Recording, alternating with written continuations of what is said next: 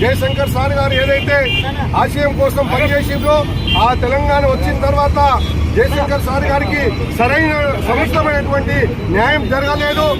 భవిష్యత్తులో ఇలాంటి రాష్ట్రాల కోసము ఒక కాజు కోసం పనిచేసినటువంటి త్యాగదనులు ఎవరైతే ఉంటారో వాళ్ళందరినీ స్మరించుకోవడము, వాళ్ళు ఏదైతే ఆశయం కోసము నిలబెట్టినటువంటి సిద్ధాంతం ఉందో దాన్ని ముందుకు తీసుకెళ్లాల్సినటువంటి బాధ్యత మనందరి మీద ఉంటుంది. కాబట్టి జయశంకర్ గారి యొక్క ఆశయ సాధన కోసం మేమందరము ఎప్పటికైనా ముందుండి పనిచేస్తామని తెలియజేస్తున్నాం. మిత్రుల థ్యాంక్ యూ.